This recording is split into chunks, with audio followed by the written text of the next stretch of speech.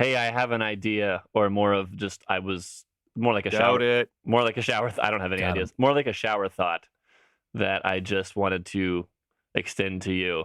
To me specifically, or You Alex as specific? well? No, only Patrick. Alex, you can't Alex, I'm speak the sorry. entire time. Anyone listening, please don't listen anymore. Actually, that's No, a terrible way to that's not a start good it. thing to say to our That's a podcast. terrible thing to start a podcast with.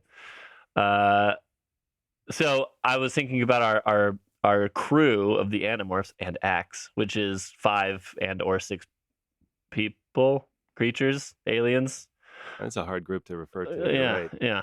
And I was trying to relate them to like other 90s groups, like how Like NSYNC. Menudo. exactly. Marco is all of Menudo.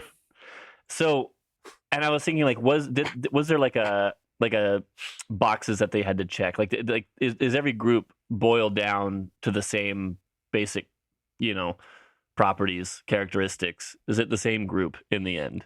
The biggest example of that I can think of is the Burger King Kids Club. You got like a rainbow of diversity plus wheelchair guy plus the guy that's like can't disconnect from technology even in the 90s.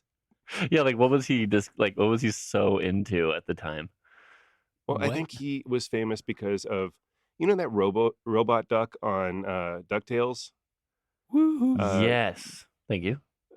The robot police duck, I think. Yes. Not the inventor. Oh, what's his name? It's not Darkwing Duck. It's the other guy. Gyro, is it? It might be Gyro. I'm pretty sure. I think it's pronounced Euro. Is the Burger King's Club? Is that the one with the Hero. kid with the cool ski looking sunglasses? Vid Kid, yeah. Yeah, okay. Gyro is the inventor. Who's the Uh-oh. robot duck? Robot duck, DuckTales. Gizmo duck. Gizmo Duck. Gizmo Duck. There's a reference for It's you on a kids. unicycle. Yeah. Anyways. Anyway. So- yes, like I think that was something in the 90s, right? Was to hit. I mean, and maybe tropes are always the thing. Every decade goes through them, but in the 90s we had this like group of people that all had their own pros and cons and strengths, weaknesses, and so on. So I was trying to figure out who in the group would correspond to each character in a different group. So in Animorphs we have Jake, Rachel, Cassie, Marco, Tobias, and then sometimes Axe if it counts. Did you have that written down? I wanted to start off with Power Rangers. I think we've done a Power Rangers mapping before like this, but not in this context. So Not me. would any of those characters be like, is Jason automatically Jake? Yes? I think so. I think the only special thing about Jason, I am going to take hate mail from this. Like and comment and subscribe if you want to give me hate for this. I think the only special thing about Jason is that he's the leader. Is there anything else about him?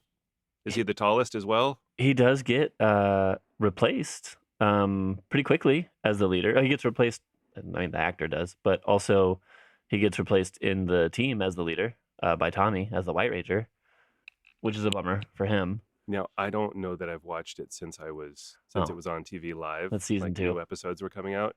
Was that he was only a bad guy as the Green Ranger? Correct. Or was he Rita? Well, Oh. I think he broke the spell and was Green Ranger for like 3 more episodes, but it was like the whole time it was a time bomb until his power ran out, and then he was like, "Well, I'm out of power now.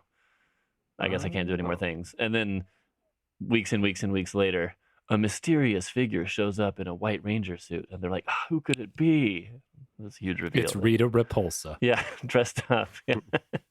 Right. So After 10,000 years, I finally get to wear skin-tight clothing. The new outfit budget hits. So to go back to this, so Rachel is Kimberly? I mean, there's 2 girls. They got to be Yeah, but 2 Kim's the one that's girls. into fashion, right? I think so. And make me say it. Nope. Cassie is also not white. Yep. And so she and Trini would Checks that box. line up. I mean, so then Marco. And Tobias are Rocksteady and Bebop, yeah. I actually do want to do Ninja Turtles. I'm going to be honest Love with you. You're exposing my lack of knowledge of the Power Rangers anymore. I'm going to Okay, be square with you. let's go past the Power Rangers one. Let's do what's your Ninja Turtle lore knowledge base, Alex? Not, Oh no! y'all, You didn't watch Ninja Turtles as a kid? I did, but it was more about, turtles being ninjas than any plot past that. Okay, so what? Raphael is cool but rude. Michelangelo is a party. No, Party hang dude. on. Donatello does machines. No, what does it start with? Come on. Everything you said, I just can't piece it He's together. the leader of the Donkey Kong crew. You know him well. He's finally back to Exactly. kick some tail. Yeah. Leonardo has to be Jake. Michelangelo has to be Marco. Yeah, like Casey Jones, no, Axe maybe because he's there sometimes. He's part of the team occasionally. Tobias would be. Who's Moody? I feel like Marco would have to be Donatello because he's got like a smart thing about him. Like he's good at math and he's good at like seeing the plan. Right. Nobody else plans. Yeah. Especially not Jake. We've made a point of that. Yeah. Is there like, does every group have the Moody one? Like Raphael's kind of unique in that, right? Pretty sure I could hear that. Yeah, that was a loud car, and I am on like an off street. Oh man, I thought that was like the beginnings of the Ninja Turtles theme song. I thought you were thought like, so too. I was like, popping it okay, up. cool. Just drop us into it. No, somebody's like drag racing on my very Future Patrick sticks it in here, but no, we can't do that. Copyright. Dang it. Okay, Saved by the Bell. Mutant Ninja Turtle.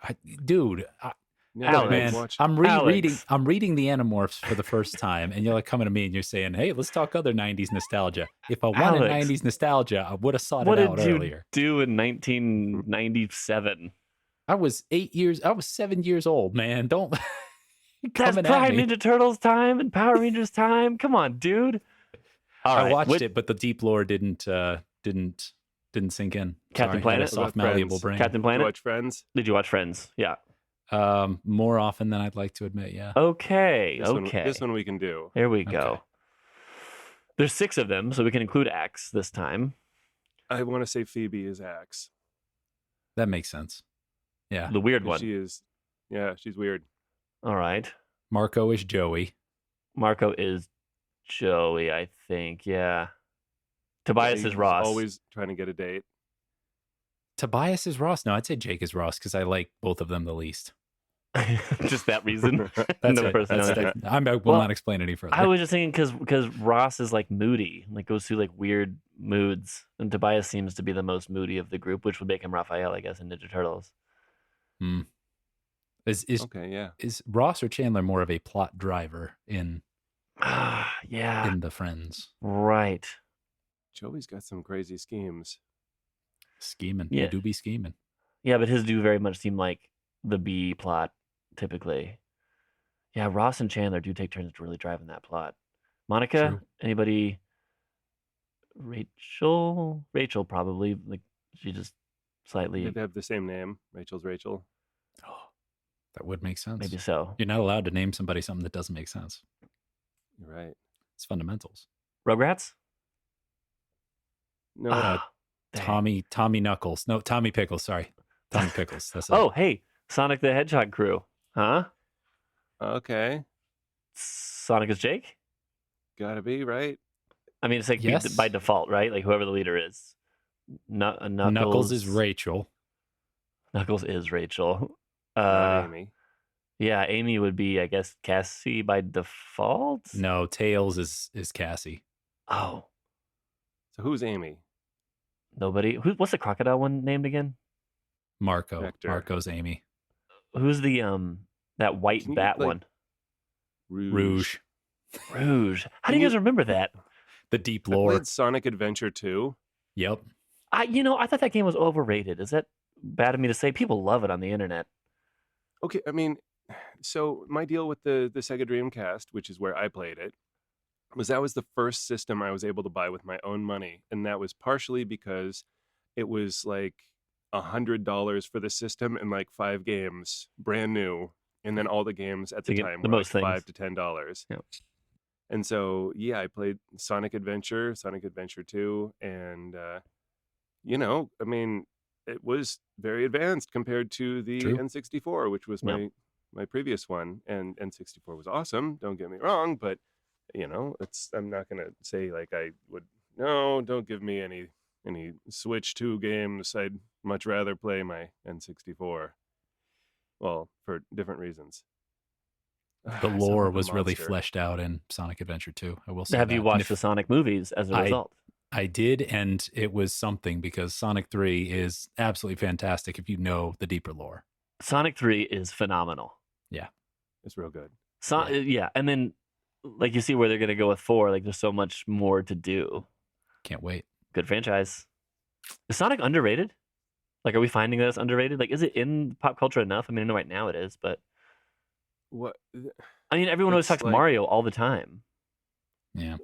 In the 90s, Sonic was the thing that you equated with the Sega brand. For sure. And there's 3 Sonic movies now. There's like 5 ongoing TV shows. That's right. Sonic Boom. If you haven't watched Sonic Boom, dear listener, check that out with your kid. It's great. Or just by yourself. You don't have to watch it with the kid. But it is designed for kids. Yeah, really good stuff. But there's shows everywhere. There's stuffed animals. There's games. But comparing it to something like Super Mario, I think it's still smaller than that. I will give it that it's smaller than Mario. Doesn't Nintendo in the end like have rights to it now or something? Like some weird hybrid rights thing. That's why he shows up in like Smash and I have like a GameCube disc that has like 8 Sonic games on it now. They have something there with that. I don't know the rules. Like, how did Snake get on Smash? I don't know. Hideo Kojima just said, "Sure, why not?" He's a weird guy. So I think the most I learned about this isn't necessarily which character goes to which thing, but mostly that Alex has a lot of 90s culture to catch up on. No. Alex, should we start podcasts on what? Ninja Turtles? Now we know the future of this podcast when we finish the Animorphs run. No. I'm going to be in my 90s by the time we're done with this. Till you're 90.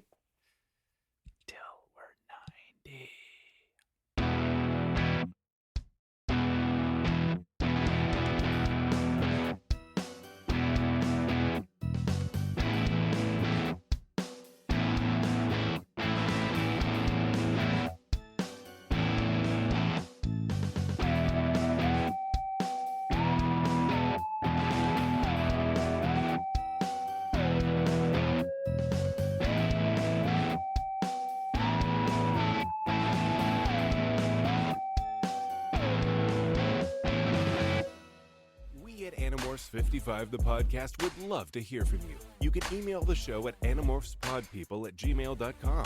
We also post links to other listening methods, our Blue Sky account, and links to friends of the show on our Linktree at linktree.com/animorphs55 the podcast. Enjoy the show. Welcome to Animorphs 55 the podcast. I'm one of your hosts, Alex.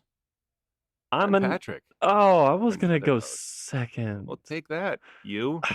Fine. What you done? I'm Zach, another of your hosts. But today, we have an exciting thing. We got the chance to talk to David Mattingly.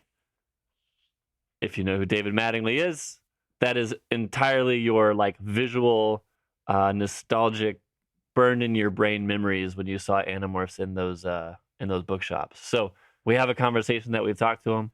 And anything you guys want to add before everyone listens? Yeah, if you don't know who David Mattingly is, Zach again didn't introduce him really and describe who he is. So I will in a few seconds. We recorded this earlier. Yeah. And enjoy. Enjoy. Hey, so the young 90s child in me is slightly freaking out at the moment, but instead I'm going to scale back and professionally as a podcaster say, welcome, David.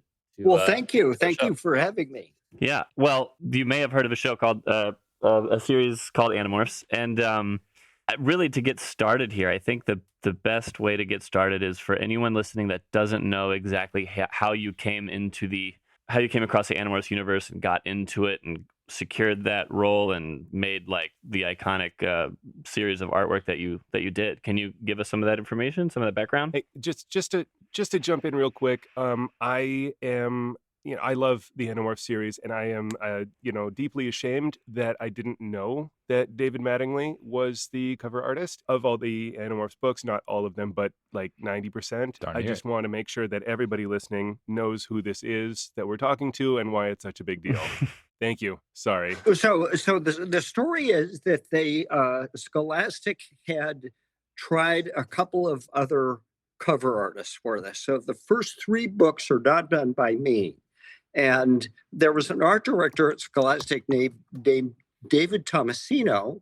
And I think that I was the only artist he knew who worked purely digitally at that point. So they pulled me in and they explained the project. And they said, can you morph between children and animals? And I'd actually never done morphing before. So I said yes. And I said, give me the weekend to do samples. And I went home and I ordered a copy of Elastic Reality and had it overnighted to me. And I learned it and then, basically stayed up all of that weekend to produce a sample. And that turned out to be the actual cover to number 4 with Oh, wow. I think it has a solid magenta background. And originally I'd put it in with a swirl to indicate the morphing. So we continue with that cloud background, sort of a solid color throughout the series. And I used Elastic Reality to do the morphing, which, at that time was a very difficult program to use. And I had a problem where it would periodically crash on me, lose all the work that I'd done. Oh, man. When I'm asked to do morphing today, I use a program called Nuke, which is considerably more stable, and it makes it quite a bit easier to do the morphs than it did in the past, just because I'm not having to redo all the work that I did with Elastic Reality. Did you get? This is maybe pulling some deep knowledge from years ago, but did you get any push on like which animals to include on the covers near the beginning? Like, what direction were you given on? I need him to be a gorilla in this one versus something else. Scholastic wanted to have complete control over this, and most of the books that I do on science fiction covers, I'm given a manuscript and just read it, and then I'll produce 3 or 4 sketches. With Scholastic, I didn't read the books at the time. I was given a cover description, so I was told exactly what kid was going to be featured on that cover, and I was told exactly what animal would be featured on the cover. And also they would give me a general idea of what was going to be on the inside cover, with the die cut cutback on them. So I know I didn't have any control over any of that, because they had 4 kids or 5 kids in the series, so they wanted every cover to feature a different kid, and then they would run through the 5 and then start over again, and then feature the kids on the various covers again. Now, how hard was it getting an actual Andalite in there to model for the photos? With the Andalite, I just had to paint. And another artist, Romas Koukalis, did all of the Andalite covers. And so I had a model for what the Andalite should look like. Roma actually had the Andalite looking quite a bit more buff than I ultimately did. So the Andalite for the cover, I did purely paint. Like on each axe iteration. Okay. Wow.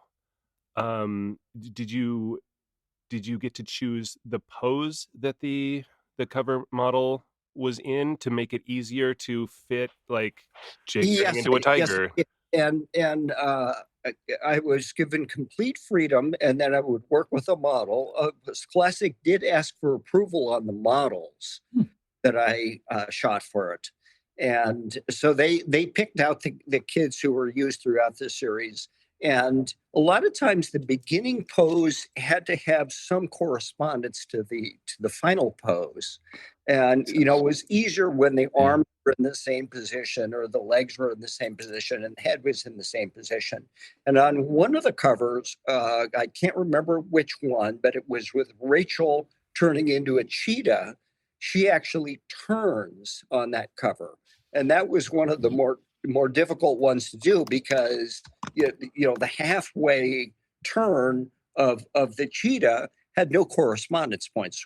So I basically purely painted that one and then morphed in between cheetah and the halfway point, and then morphed again from the halfway point into Rachel. Because I feel like it's easy to say, yeah, it might be easier, and I'm certainly not artistic enough to justify it, but I feel like it would be easier for people to say these days, yeah, you just kind of plug these images into a computer and just let it spit this out. But to go ahead and hand paint and hand design those, with those reference points, that's crazy to think about doing for me. Again, as someone who's not artistically inclined, that's a bigger undertaking than I would imagine even it would be now. Morphing, you had to establish correspondence points. The morph worked best when you were like morphing an arm into an arm, or an eye into an eye, or a nose into a nose. And when I see people online who have done they're morphing a human being into a candy bar, those morphs don't turn out to be very good because a candy bar doesn't have any correspondence points between a human eye. And, one of the things that's really fun about the morphs is when you were morphing into an animal with a halfway creature, you would have half a human eye and half an animal eye. Oh, yeah. Yeah. And, that's with it. Otherwise, if you just set up, higgledy-piggledy morphing points, you get nothing but smears all over the place. And actually, Elastic Reality had a problem with if the correspondence points weren't set up exactly right, it would smear. And on moving images, it's actually easier because your eye can disregard smearing points on moving image. But with still images, I knew that kids were studying each of these images, so I couldn't leave smears in there. So, generally I would morph between the animal and the human, and then I would basically repaint the halfway morph, and then morph again between the halfway morph and the human and the halfway morph and the animal. And then I would get somewhat clearer correspondence points. Then I would paint a lot of that. And in general, I would go back and I would do a morph between the 1/4 morph and the halfway morph and the 3/4 morph, and then the 3/4 morph and the animal. And then I would get relatively clean morphs. But with any morphing software, if your correspondents cross over each other, you'll get a tear in the, or you'll get a smear in the image, and those don't look particularly good. Are you already aware of how many both good dreams and bad dreams kids had from those third, fourth panel morphs on those covers? Oh yeah, I've certainly come to realize that. And, I always had a problem. I think it's the 6th cover where Jake is morphing into a fly. Yeah. That was in my mind just now as I asked the question. The question is, well, the fly has considerably less body mass than a human being do, or Rachel into an elephant. Rachel was 120 pounds or something, and the elephant would be 2,000 pounds. How did they get all of that mass in the morph? Well, since morphs don't exist, you say, well, you've got to suspend disbelief on all of this stuff. But yeah, it was a problem whenever I had an extremely small creature, like in one of the later morphs, I had to morph Marco into an ant. And, there was always a problem of, the ant would be really tiny. And at least with the fly one, it was as though the fly had flown forward. So it was about the same size as the as Jake the original. But in the later one, I wanted to, basically have the ant, because the ant can't fly forward. He's pretty small in the picture. He's probably, I don't know, 10 times larger than an actual ant is. But I think the most successful morphs were the creature were sort of the same size as the kid that was morphing into the creature. Like that timetable on like that process, like churning them out as quickly as those books came out. I mean, did that add internal pressure on your end? There were two covers that I didn't do. I think 9 and 10, and I was involved with a different project at that time. And then they got another artist to do it, and I know he had a real devil of a time, primarily because I think what they hired was a photographer to do it. And one of the big advantages of Elastic Reality just produced the stuff that was not particularly good, but it gave you an idea of what it was ultimately supposed to look like, and I was able to paint over it. So they came out once a month. Is that about right? So I had to do a cover cutback. Mm-hmm. And, generally I would do 3 covers a month, 2 covers a month, something like that, while I was working, at full speed. So, no, I mean, outside of the fact that I couldn't take a lot of other assignments, Right. it wasn't a real problem to turn those out. Wow. High speed. Yeah. I read online from something like 5 years ago that you had made at that point over 2,000 book covers. Yes, I've done a whole bunch of other things besides Animorphs, but Animorphs are probably what I'm best known for at this point. Wow. Yeah. What are some projects then that are lesser known? One of the things that I've done that is very high profile is all of the covers for the Honor Harrington series. That's published by Baen Books, and the author is David Weber. And it's about a female starship captain. And it's sort of patterned after the Horatio Hornblower books, where you follow her traveling up through the ranks, as she goes from a midshipman to an admiral, and then to basically a member of the Senate in the books.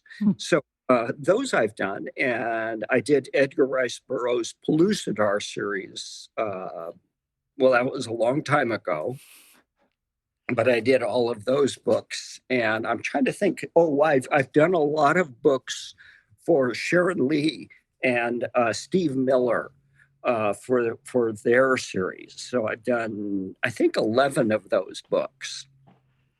Wow. So I was just a working illustrator. And I had 20 years of painting traditionally. And then, when the digital revolution came around, I thought, there would be a lot of advantages to working digitally. So I worked digitally for 20 years. And then, that's why it made me such a good choice for the Animorph series, because the analog painting came in really handy with the material that the morphing software gave me. Yeah, having that fusion style is really, I think, what makes a lot of things more distinctive is this idea of you've got a very personal touch of personal skill and personal technique intermingling with digital crafting that makes a lot of this stuff, I imagine, easier for you as an artist. And I think a lot of people either jumped in so late that they said, well, might as well just go full digital. And I think that it creates a very different style. I mean, you can tell. There's still people who look at your covers and say these are so deeply iconic that I can remember them. I know Zach on our podcast here is a little bit more intense than some folks, but I remember even seeing these covers at book fairs and such. They were distinctive enough that they would really stick with your eye.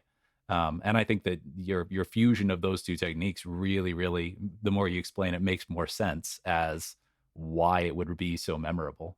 Yeah, I feel very lucky to have had the bulk of my career right as we were transiting between analog illustration, and I started, in the 1980s, and there really was no digital work at that point. So 20 years of traditionally painting.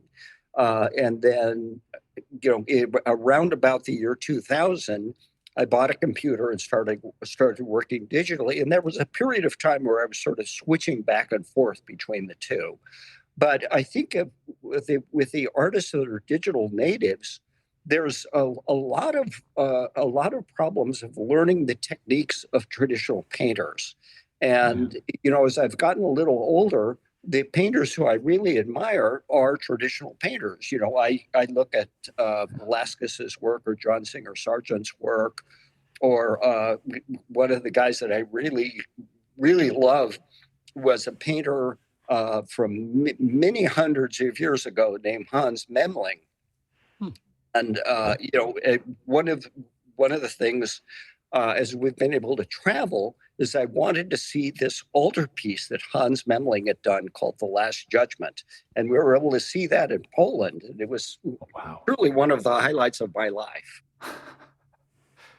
That's crazy cool to be able to say, this is a deeply influential artist to me, and I'm going to go and seek out a piece in another country. That's just, I love that.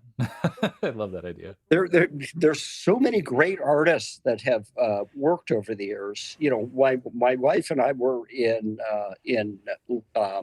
Paris, and we were able to see another painting that I've admired for years and never been able to see, which was Jericho's Raft of the Medusa. And, I was just reminded how important painting was back in those days. And I think that painting has become less important to the world. I mean, the Raft of the Medusa caused a major scandal in its time because it was illustrating, an event that basically everyone would be familiar with. I mean, now you can just admire it's this absolutely terrific painting.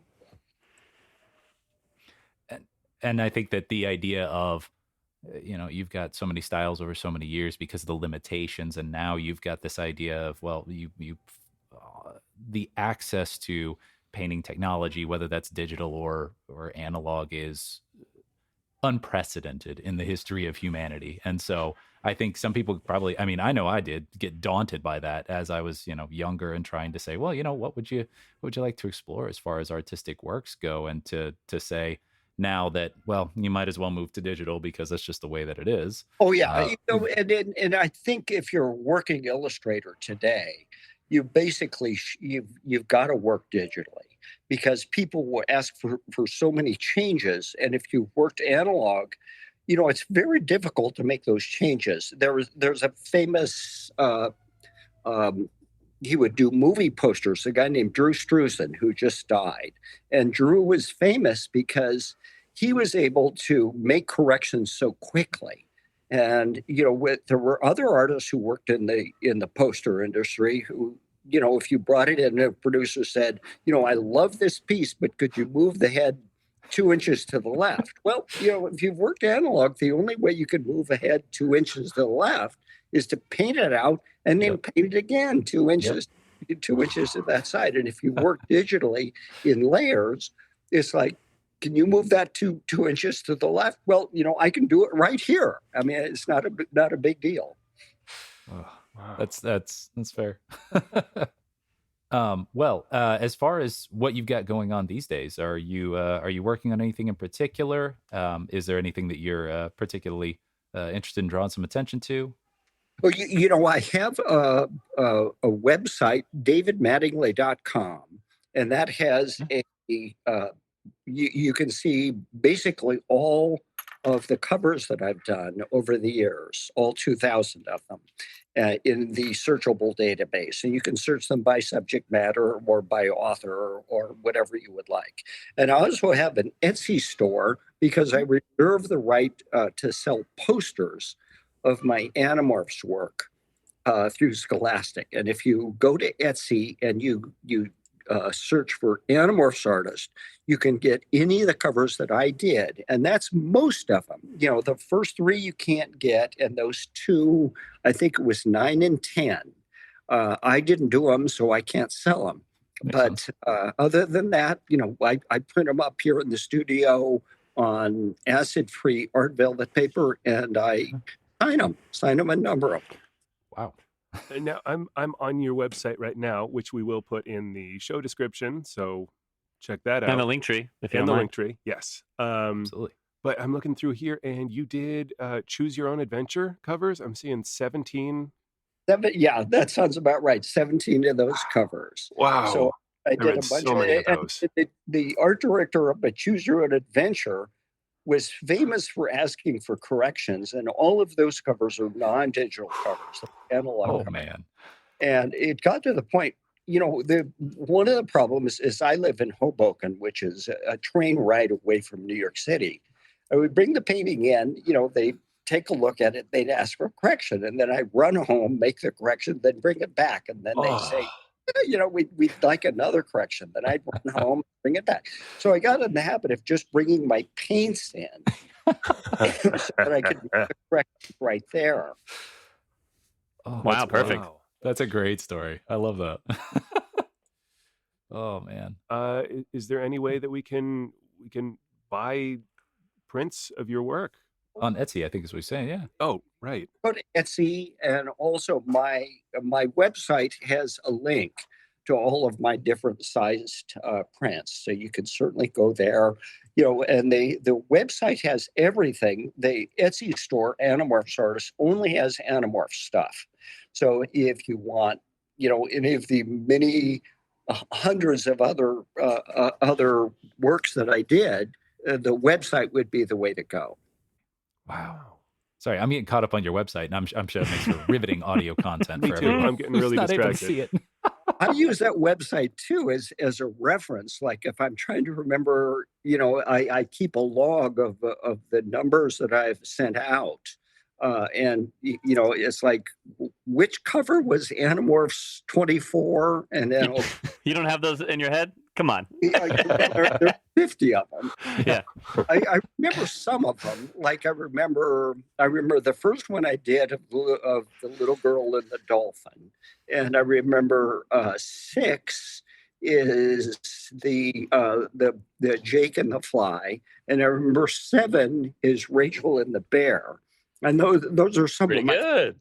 favorite covers. So, but once you get into the what was Animorphs 35? It gets hard to remember different covers. Yeah, Zach apparently can do it, but I don't think anyone out on there can. The rest of us mortals, less so.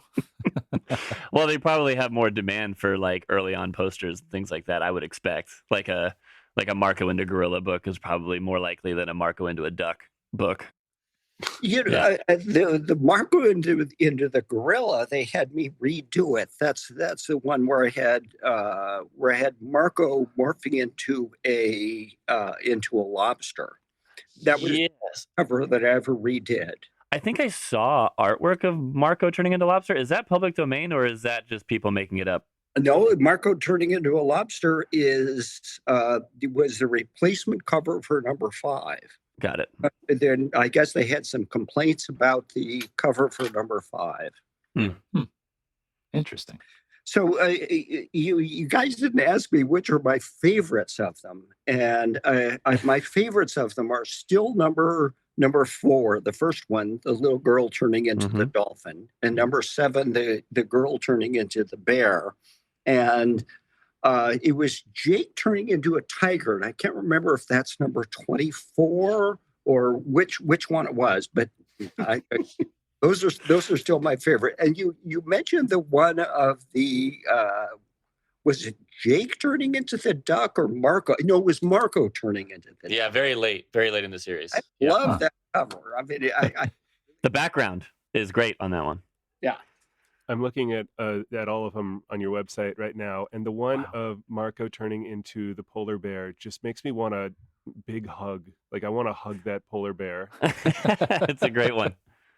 Yeah, that's Oh gosh. Yeah, I was Good just dream. I was just thinking about when I was working on that series, one of the problems was finding reference of the animals that I could use. Fair. You don't want to steal someone's copyright because you could also get sued on it. Yeah. And those were the days before the internet, when you could just type in polar bear and get 50 different photos of it. And I had all these books on animals, so I would find the various animals and then paint from that reference. And then I'd have to have the creature that I could do the morph with. Perfect. I love that. I love hearing, seeing behind the curtain and seeing how it all comes together. I mean, it's just fascinating to me. Not only as just a reader and an enjoyer of the covers, but just artistically too. It's beautiful. One other person I should mention was Karen Hudson, who was the designer of those covers. And as a book cover artist, occasionally you'll do what you think is a really terrific cover, and then it will have a horrible design. And I loved her design for all of those books. They were among my favorite designed books. So great props to Karen Hudson for her work on that series. And can we also talk about the those non-direct covers, like the side books, Megamorphs, Alternamorphs, all those kind of Chronicles? How much involvement did you have with those? I did the Megamorphs books. The only ones I didn't do were the Andalite Chronicles. I did the one of the kids with the dinosaurs. And again, that's one of my favorites. And then the final one, Megamorphs 4, the cover, I don't dislike it, but it's not my favorite. It was the fold-out gatefold that I particularly loved, and I think it had all 5 kids with their primary morph on that cover. So I did all of those too. We have Alex hasn't quite gotten to the dinosaur one, but my favorite aspect of the dinosaur one is that you can collect all the different colored covers. It's the only one like that. There's Alex, for reference, there's a bunch of animal print and eyes, just kind of.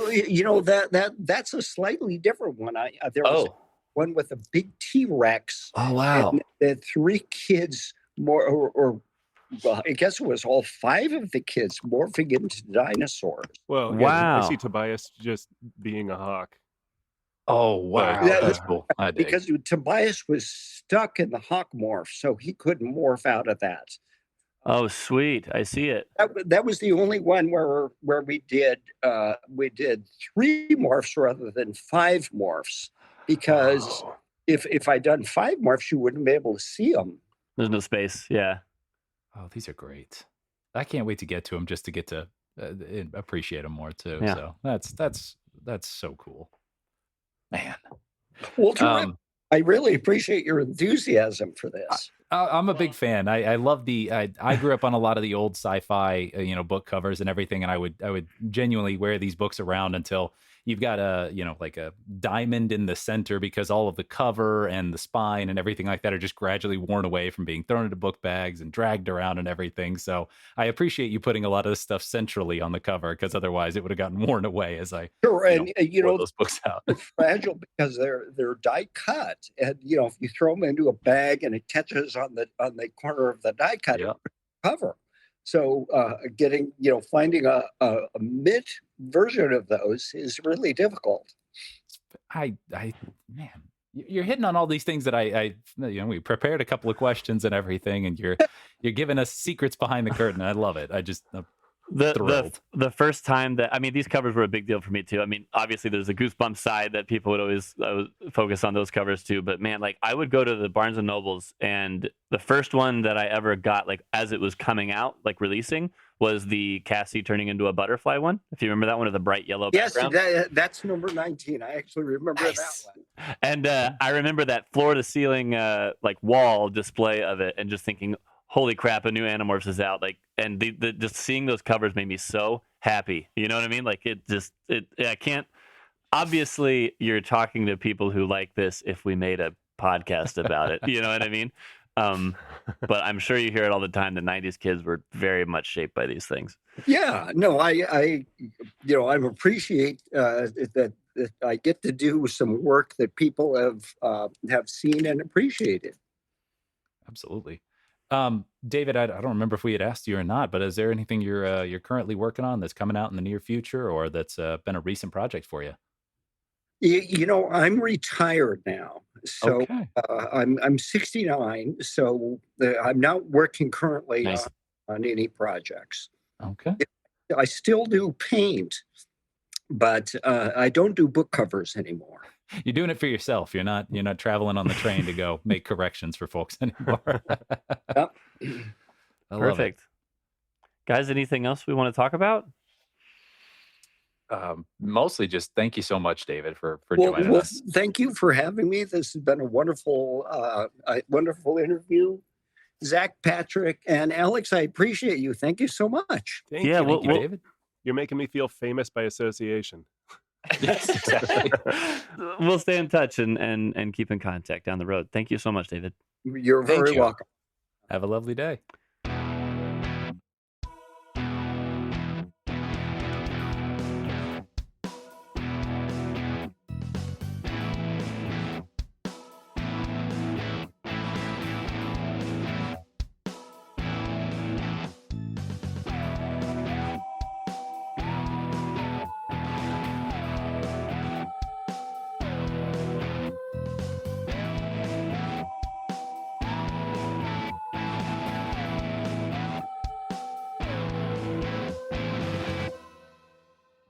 Animorphs 55, the podcast, is a fan-driven, nostalgic podcast created by Zach Hurdle, Patrick Viersba, and Alex Holton. But don't tell the Yeerks. Theme music provided by Neko Boy. Podcast artwork by Rachel Hurdle. Episodes edited by Patrick Viersba. Based on the 90s sci-fi kids series written by K.A. Applegate, Michael Grant, and other contributing authors. To contact the show, email animorphspodpeople@gmail.com. We'd love to hear from you.